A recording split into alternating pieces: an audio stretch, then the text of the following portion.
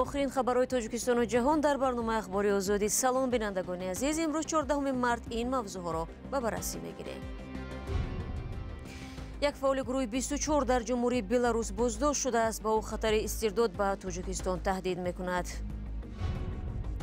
زن اشاری نورک ادعا دارد که دخترش بعد 2 سال اویلادور شوی از جبر خوشتومن و شوهرش خودکشی کرد. рамон кард хонаи хуштоманаш 15 рӯз даку уже ҷангу ҷанҷол сар шуд. чиз чорош қитӣ бир омада равад махе гапо. даромади бонкҳои тоҷикистон дар як соли ахир 11% афзоиш ёфтааст. аз кадом ҳисобу чӣ гуна ва аз муштарионаш чӣ? ҳомиёни ҳуқуқи беларус мегӯянд ба низомиддин насриддинов, яке аз фаъолони мухолифони давлати тоҷикистон, хатари истирдод ба душанбе таҳдид мекунад. созмони Human Constanta ки ба ҳимояти ҳуқуқи хориҷиҳо дар беларус масъул аст, ба радиои озодӣ хабар дод ки Насриддинов 8 январ дар шаҳри Гданск дастгир шудааст ва хатари ба Тоҷикистон фиристодани ӯ ва шиканҷааш дар он ҷо вуҷуд дорад. Насриддинов аз фаъолони гурӯҳи 24 аз соли 2015 ба ҳайси паноҳандаи сиёсӣ дар Олмон зиндагӣ мекард. Энира Браницкая, намояндаи Константа, ба радиоозодӣ гуфт ки дар Тоҷикистон бар зидди Низомиддин Насриддинов бо иттиҳоми ифротгароӣ парванда боз шудааст. қарор аст додгоҳи Минск охири ҳамин моҳ аризаи вакили дифои Насриддиновро дар бораи манъи истирдоди ӯ ба Душанбе баррасӣ кунад. хонаводаи Ашари Норак иддао доранд ки омилони марги духтари ҷавонаш, ки як соли пеш худкушӣ карда буд, беҷазо монданд. Оиша Абдуалимова, модари Умедаи 25 сола, мегӯяд духтари ӯ аз ҷабри шавҳару хуштоман қасд ба ҷони худ кард. хонаводаи шавҳараш ин иддаоро қабул надоранд ва модарро гунаҳкор мешуморанд. гузоришро дар ин бора ҳамкорамон Сарвинози Рӯҳулло ва Амир Исоев таҳия намуданд. ин зан шикоят дорад ки духтари ӯ аз ҷабри хуштоману шавҳар худро кушт ва бо гузашти 1 сол аз ин фоҷиа касе ҷазо надид. духтари ӯ Умедаи 25 сола бо Зиёдулло Абдуллоев, сокини шаҳри Турсунзода, издивоҷ кард. баъд аз 2 соли ҳамзистӣ моҳи марти соли гузашта дар хонаи модараш дар шаҳри Норак худкушӣ кард. ба нақли модар, баъд аз 1 соли хонадорӣ муносибати домод бо духтараш тағйир ёфт ва ӯ ҳамсарашро назди волидонаш ба Тоҷикистон фиристод. ба қавли модар, хонаводаи хуштоманд бо духтари ӯ ҳамчун келин муносибати хуб надоштанд. домодам гуфт ки пеши чам равон мекунам, ҳамҷода зиндагӣ мекунам, ман мерам Тоҷикистон. равон кард хонаи хуштоманаш 15 рӯз даку уже ҷангу ҷанҷол сар шуд. 15 рӯза уже омадаги духтаратон гирифта барин. ман худам Россияда будам, хай ҳарчи ҳай Душанбе занг задам, рафтан гирифтан овардан. ин модар иддао мекунад ки духтараш босавод буд ва дар зиндагӣ ҳеҷ камбудӣ надошт. аммо дар пайи хушунати хонаводаи шавҳар қасди ҷони худ кард. духтари ман квотники президент буд, донишгоҳи миллиро ба квотаи президентӣ дохил шудагӣ буд.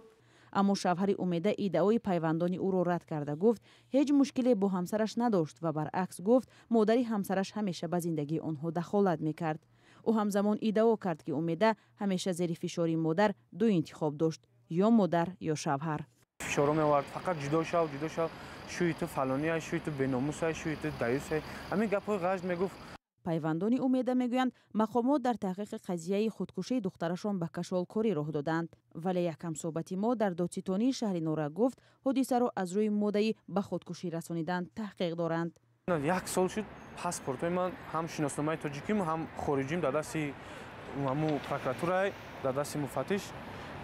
ҳоли чӣ рафтаистааст? тафтишот рафтаистааст. мақсад мара ягон чиз хеле гуфтем гапҳо 100% ягон чиз озод накардем, тафтишот рафтаистааст. ман файрод мекунанд, мерам, мепурсанд, бозпурсӣ мекунанд, ҷавоб метанд. худкушӣ ё қасди худкушии занон дар Тоҷикистон бо сабабҳои гуногун, аз ҷумла хушунати хонаводагӣ солҳои охир рӯ ба афзоиш аст. тибқи иттилои мақомот солона то 300 мавриди худкушӣ ва ё кӯшиши худкушии занону духтарон сабт мешавад. дигар сабаб ба гуфтаи равоншиносон бемории равонӣ ва афсурдагӣ аз ҳадзиёди арӯсони ҷавон аст ки бисёр вақт атрофиён онро нодида мегиранд. ҷомеашинос Барно Султонова, муаллифи китобе дар бораи худкушии занон, бовар дорад бо вуҷуди барномаи давлатӣ пешгирӣ аз зӯроварӣ дар оила, ин мушкил дар баъзе оилаҳо расми маъмул боқӣ мемонад. اتگ دلشان درویم، دردشان فهمیم. اگر در همه حالت ها باشن راه نجات نشان دهیم که راه نجات این خودکشی نیست، مبارز بودن است. زندگی خودش میدان مبارزه است. همان شخص کامیاب می شود، خوشبخت می شود، سعادت به دنیا به دست می بیارد که وای در زندگی امروز وای است، مبارز است، بارز است، یعنی مبارزه می برد، تن نمی تیاد به تقدیر. در اکثر موارد مقامات نزدیکان شخصی را که به خودکشی دست زده است برای به خودکشی رساندن و جوابگری میکشند. در حالتهای دیگر خود ففتیدگان را روحاً ناسالم مینامند و نسبت به کسی پرونده باز نمی شود. شما برنامه اخباری رادیو زودی رو تماشا دارید. درآمد بانک‌های تاجیکستان در یک سال آخر 11% افزوده به زیاده از 1 میلیارد سومانی رسیده است. بعضی از این بانک‌ها را به پیوندان رئیس جمهور و یا شخصان نزدیک به خانواده‌اش وابسته می‌دانند. همکار ما کیومر سیاتو این مطلب را در سامانه آزادی گذاشت و حالا با ما در استودیو است. کیومر سلام. آیا معلوم است که چرا درآمدها افزودند؟ تشکر شهلا. پیش از نشر خبر ما البته با چند کارشناس اقتصادی هم صحبت داشتیم در این باره. یکی از آنها که در گذشته تجربه کار در یکی از بانک‌های تاجیکستان را دارد به ما گفت که در شرایطی که درآمد عائله‌ها، شرکت‌های خرد و میانه و تاجران در تاجیکستان افزایش چشمگیر نداشت، یک باره افزودن 11% افزودن این فایده بانک‌ها سوال برانگیز به نظر می‌رسد. ولی در هر صورت او بالا رفتن قرب سومانی در برابر دلار و کم نشدن بهره یا فایز قرض بانک‌ها را از سبب‌های احتمالی زیاد شدن فایده بانک‌ها در کشور دانست. همچنین افزایش قرب روبل را دلیل پیش آورد. این پولی است که مهاجران از روسیه میفرستند و بانک‌های تاجیکستان با قرب رسمی عوض کرده به مردم میدهند. در اصل خود مقامات و هم نمایندگان بانک‌ها دلیل افزودن فایدهشان را شرح ندادند. گفته می شود بسیاری از این بانک‌ها به دایره‌های حکمران نزدیک هستند. تو کجا درست است و فایده دیده نشد چقدر می باشد؟ حدس و گمان البته در این زمینه شهلا خیلی زیاد است، ولی تصدیقش البته مشکل تر. بیاید با استفاده از معلومات خودی بانک‌ها و هم منبع‌های باز در اینترنت یک رده‌بندی می‌کنیم.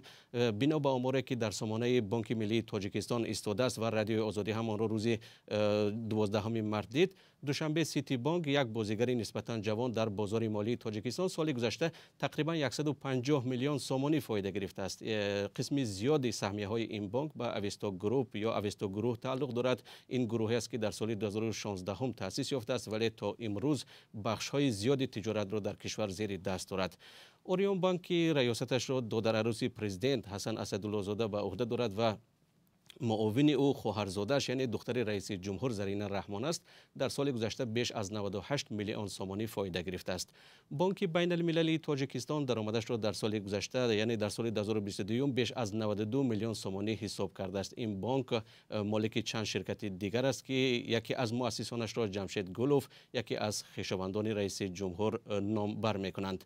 او را سامانه‌های مخالفین او را برادر یکی از دامادهای رئیس جمهوری تاجیکستان گفتند.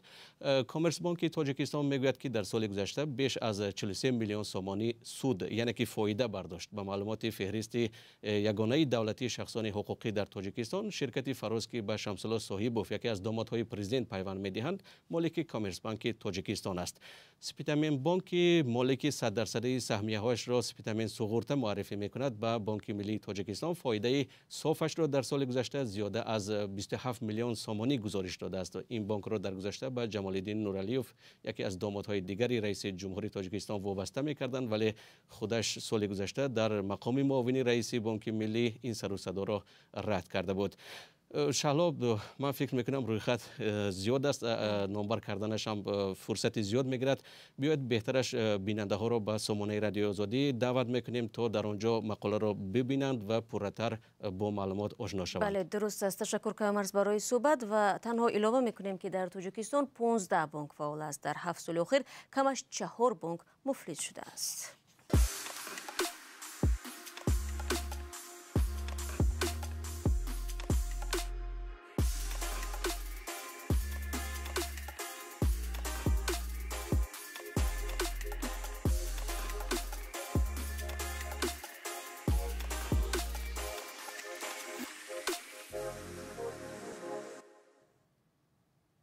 برنامه را ادامه میدیم.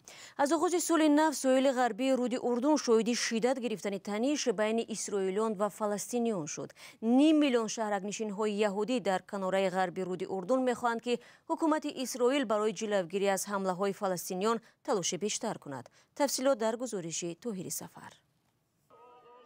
در یک ماه اخیر 14 اسرائیلی و کمش 50 فلسطینی یا در حمله‌های تروریستی یا زد و خورد با سربازان اسرائیلی کشته شدند.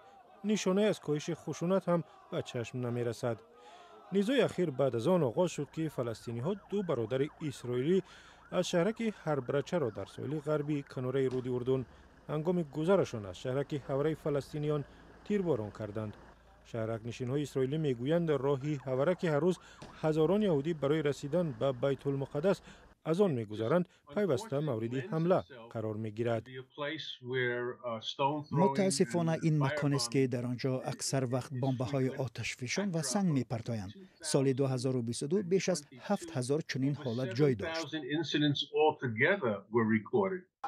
پس از این حمله صدها شهرک نشین اسرائیلی به هوره در افتادند و خانه و ماشین ها را آتش زدند و یک فلسطینی را کشتند. این بیدادگری چند ساعت و تا آمدن ارتش اسرائیل برای مانع شدن به آنها ادامه کرد. این یک جنگ علیه مردم فلسطین است، یک جنگ فراگیر از جانب حکومت اسرائیل. این حمله های شهرک نشین ها بخشی از سیاست حکومت می باشد، هرچند بعضی ها کوشش می کنند که آن را انکار کنند. بسیاری از اسرائیلیان از جمله فرمانده ارتش اسرائیل در کناره غربی حمله شهرک نشین ها را محکوم کردند. جنجال را حرفای وزیر مالی اسرائیل بزلل سموتریخ اوج داد که گفت اسرائیل باید شهرک هوره را نیست و نابود کند. بعدتر سموتریخ گفت که از سر احساس چون این گفته است، اما بیانیه او را در اسرائیل و در سطح بین المللی خطرناک نامیدند و محکوم کردند. اگر دانستن می‌خواهید از لحاظ استراتژیکی این به معنای تشنج بیشتر و افزایش خشونت را دارد، خشونتی که دوامدار خواهد بود. از نقطه نظر اخلاقی برای ما یهودیان و اسرائیلیان مشاهده این همه خیلی ناگوار است. تحلیلگران اسرائیلی میگویند نگرانی‌های وجود دارد که رمضان که همین ماه آغاز می‌شود می‌تواند تنش‌ها را باز هم بیشتر کند. برمیگردیم به تاجیکستان. در فرودگاه خوجند در نهایت تالار انتظاری را بر روی مسافران و همراهانشان باز کردند. بیشتر از یک سال ساکنان ولایت مسافران دیگر جایها زیر برف و باران مجبور بودند که مهمانان خود را در بیرون از فرودگاه خوجند منتظر شوند. فرزان محمدی گزارش می‌دهد. تالار انتظاری فرودگاه شهر خوجند که بعد از نوسازیش ماه‌ها خالی می‌ایستاد، حالا جای انتظاری پیوندان مسافران شده است. ساکنان و مسافران میگویند در پی سردی‌های شدید زمستان امسال ورود آنها به تالار اجازه داده شده است و حالا نیز دوام می‌کند. هر زمان می‌بیام که یک تا امت خیش‌های گسیل کردم بدی کن نزدیکای هم با رحمتوی کلان همه قد خنک بنا ایستاده دنیا همه قد دنیا زال جدانی و ما عذاب نیدیم من ما دردی میون دردی پاچک رحمتوی کلان همه قد شده پایده شدم دی ما عذاب بود پیش دنیا بای بریم به ایستاده خنک من هر وقت به فرودگاه می آیم و به فرودگاه دیگر کشورها هم رفتم. آدمان در بیرون هم سردی و گرمی انتظار می ایستند. رحمت به اینها که حالا شرایط را مهیا کردند. رادیو آزادی در این باره 2 گزارش تهیه کرده بود و مسافران زیاد برای این مشکلی بارها شکایت کرده بودند. مسئولان فرودگاه آن وقت گفته بودند که این مانع از یک سو به بازسازی فرودگاه و از جانب دیگر به بیماری همگی ربط دارد. ما دیگر اگر دیگه مسئولان ببینیم اگر یک در پاساژیر رو یک مسافر یک آدم بسیار میکنه یا اون وقت تمام شاملش میگیره میره و ایما 50 کس میاد. مسئولان فرودگاه میگن هنوز هم کارهای ساختمانی ادامه دارد و باید تالار نو و کلانتر برای انتظاری پیوندان مسافران بسازند. تا آن وقت اگر در این تالار آدمان پر شود و ببندوباری صورت بگیرد، احتمال باز در تالار انتظاری را ببندند. رهبری فرودگاه قبلا گفته بود که این ساختمان‌ها با مبلغ جاری فرودگاه ساخته شده ایستادند و قرض و گرانت نمیگیرند. به همین خاطر کار آنها به کندی پیش می رود و سنه دقیق ساختمان پره معلوم نیست.